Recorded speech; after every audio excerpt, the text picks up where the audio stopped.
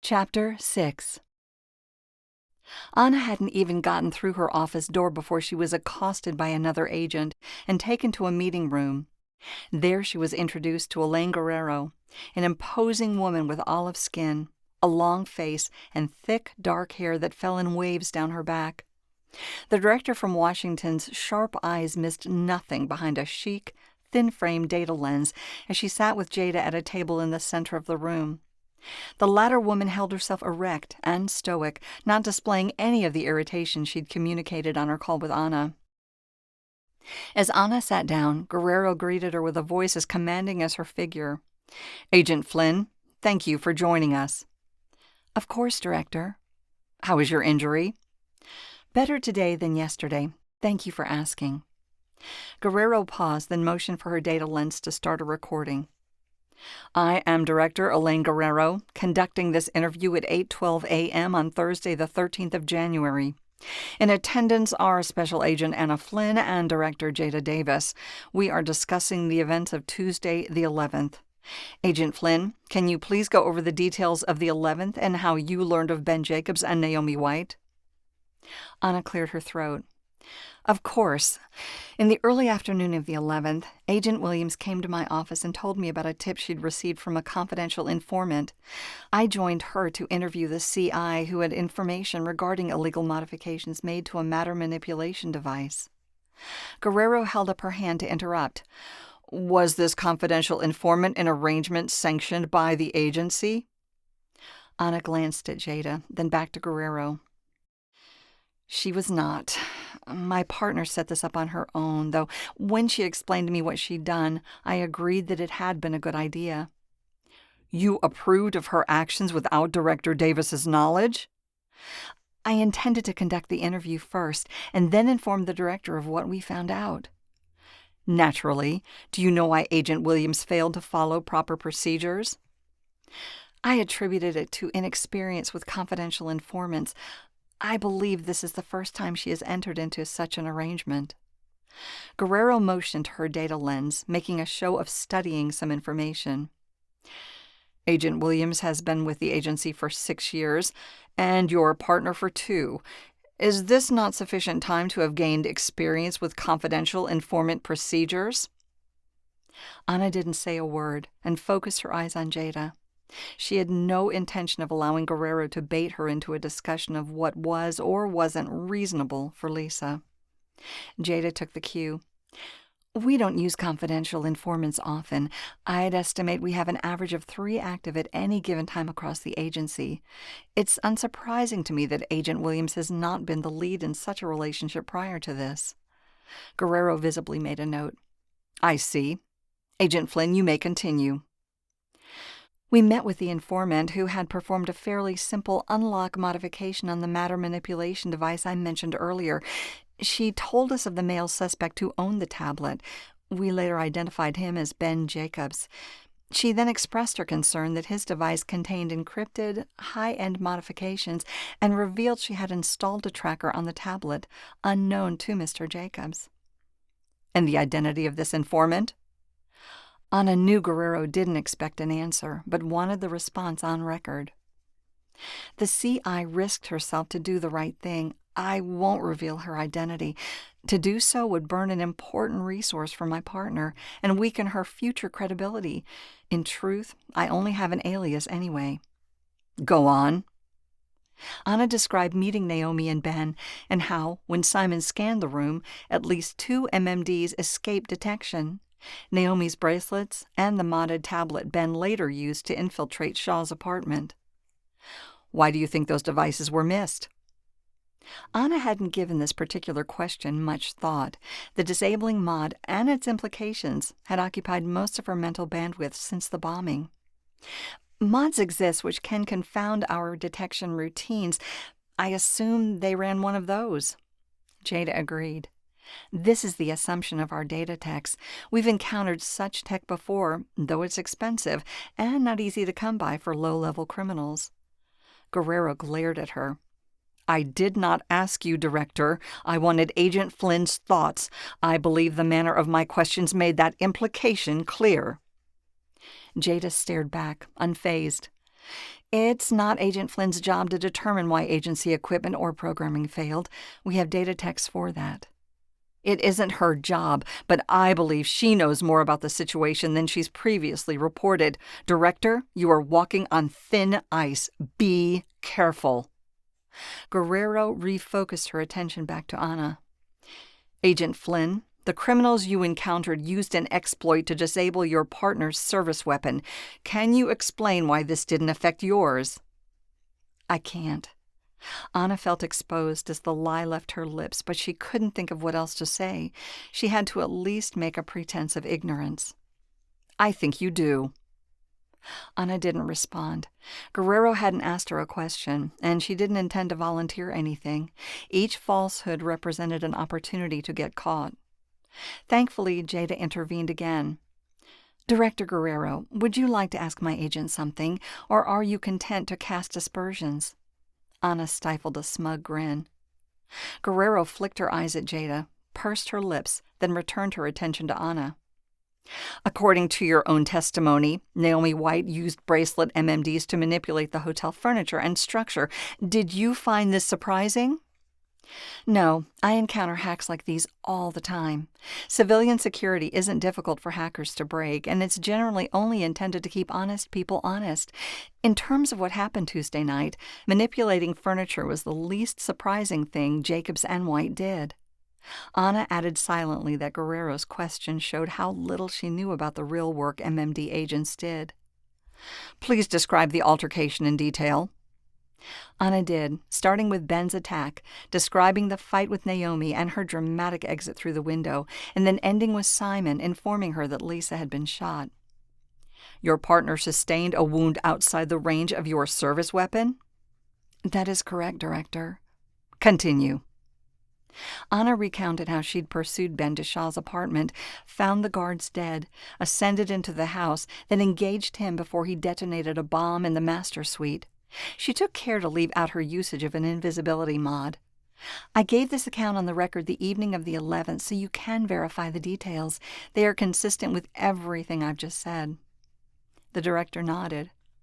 I have watched those interviews. The details are consistent. What is missing is any explanation as to why you were not vulnerable to the exploits Ben Jacobs used against the devices of your partner and Shaw's security detail. I don't have that explanation. Jada interrupted a third time. Our data techs are taking apart Agent Flynn's service weapon. Thus far, they found nothing unexpected. Anger flared in Guerrero's eyes. Director Davis, you are excused. Jada stared back at her, nonplussed. Excused? Yes, I need to speak to Agent Flynn alone. You're providing cover for her to withhold information I know she has. Your personal relationship with her compromises you. We can discuss that later. For now, I do not believe your presence in this interview will help me arrive at the truth. Jada sat stunned for a moment, then shook her head. This is on the record, so I want my objection to be clear, and also to say that pressing an agent who saved the life of a city councilwoman is focusing energy in the wrong direction. Before Guerrero could respond, she stood up and walked out of the room. The tension left in her wake hung in the air between Anna and Guerrero. Anna broke the silence, almost hissing. You have me alone now, Director. Did you want to accuse me of something? Guerrero matched her venom. Yes, I'll speak plainly. I believe you are aware of the vulnerability our data techs found in our agency code, which they have patched, by the way. The best explanation as to why it didn't affect you is that you had your own mod coded to prevent the exploit. How did you know? Why didn't you share that knowledge? I'd think at the very least Agent Williams would want these answers. She, after all, was shot while you remained safe. I had no idea about the vulnerability. Anna shifted her tone to something she hoped was believable. She was, after all, telling the truth. I swear, if I'd walked into that apartment knowing they had a mod that could disable Lisa's weapon, I'd never have let her go with me. Guerrero's eyes drilled into Anna as if she were reading her mind. I have your history, Agent Flynn. Your reports contain inconsistencies Director Davis has not noticed or, if I choose to be less charitable, has ignored. If she had, you would have faced discipline long before now. Take, for example, the West Bel Air drug lab, a mysterious explosion. Anna crossed her arms. An explosion that killed no one and took a dangerous narcotic off the street, which left the perpetrators free to start again. No, our legal system did that. They had money and good lawyers. It's amazing what resources can do if you have enough. Anna thought she should stop there, but her mouth kept speaking. But they also had the code for a nasty synthetic, a synthetic most dealers wouldn't touch because it was so potentially lethal. Kids were dying, and they were going to keep dying. The explosion was fortunate. Fortunate indeed, untraceable, no accelerant, no ignition, just... Guerrero waved her hands like a magician performing a trick. Boom! At this, Anna did manage to remain silent. And what can do that? A combustion mod, something the agency won't allow on your weapon. She paused. But there are modders out there who will do it. I suspect you know one. I don't. I think you do, and I think it's not the only example where you've used a mod. Agency records contain multiple cases where you utilized warrants to find the precise evidence you needed for conviction, like you already knew it was there. I have a strong sense of intuition, Director, and maybe some luck. Guerrero held up a finger, either a sign of warning or a single point of note. Or you are quite sneaky and have ways to erase your tracks. Such mods do exist, though again, only if you are breaking the law and have a good modder. Tell me I'm wrong. You're wrong. I'm not. I could go on, but the pattern is clear. Director Davis says you are an excellent agent, that you break the cases no one else can. Your reputation goes beyond this office, in fact. But it's apparent, and not only to me, that your ability comes from working with a modder, a criminal. The irony is thick. Everything you have against me, Director, is conjecture. I can't explain how I survived Ben Jacobs' bomb, but I'm glad I did. I'm with Director Davis. Let's allow the data techs to work it out. Anna's anger rose and she didn't hold back. What I want to understand is, why are you focusing on me? I've made our city safer, but you've put me under your microscope instead of figuring out who's responsible for a murder spree and an assassination attempt of a councilwoman. Guerrero's eyes narrowed. I can pursue multiple lines of investigation at once, Agent Flynn. Do you think I've done nothing but comb your file since I've been here? Your activities have been on the agency's radar for years, though others have deemed it prudent to let you be. I disagree with them, and since my boss sent me here to deal with a sensitive situation, one with enormous political implications, I believe those actions are relevant. You shouldn't be anywhere near this case. You're dangerous. Guerrero was baiting her, and the bait worked. I'm not dangerous. What I do, everything I do, is to protect innocent people. Do you have any evidence other than conjecture over things you don't like in my file? Because if the answer is no, it's time for us to move on and start paying attention to our real enemies. We aren't moving past this, Agent Flynn. I am suspending you, effective immediately. What should concern you is the prospect of jail time. Shock flowed through Anna, her mind reeling. Jail? Jada's warning hadn't prepared her for this. You're going to arrest me? It depends. It's obvious you've been working with someone for a while, a criminal who puts dangerous mods on the street. Perhaps if you can turn her over, we can strike a deal. Maybe you can get away without serving time, but I must have your modder. Anna didn't hesitate. That isn't happening. That's unfortunate. I'll give you some time. For now, you need to go home and let us focus on finding Naomi White. Anna opened her mouth to protest, but Guerrero interrupted her. Spare me your objections. We're done here. Wow. Disbelief covered Lisa's face. Dressed in a comfortable, loose-fitting cotton shirt and matching pants, she was nestled down into an overstuffed chair in her apartment's living room, holding a coffee cup in both hands. Anna was glad to see her partner out of the hospital, but her movements were careful and slow. She was still healing. They sat across from one another over a small glass coffee table. The little piece of furniture followed a consistent theme in the room, joining glass light fixtures and picture frames that surrounded abstract paintings in random locations along the walls. Only seemingly random, of course. Anna was certain Lisa used an MMD designed for room decorating, which was constantly updated to adhere to the latest trends. Whatever arrangements it created were intentional and beholden to the current styles, however they might appear to her untrained eye. She wasn't a frequent visitor to Lisa's apartment, despite its close proximity to the agency office, but every time she'd been here, the furnishings were different. By way of contrast, she and Daniel hadn't altered their furniture in years, and only changed or refreshed something when it appeared to be wearing out from use. Anna agreed with Lisa's simple assessment of the so-called interview with Guerrero. Yeah, Jada warned me, of course, but getting accused and suspended on the spot was still shocking. Lisa exhaled a rueful sigh. Ooh, Guerrero does not sound like a lot of fun. Not the word I'd use. You think she's going to go through with it?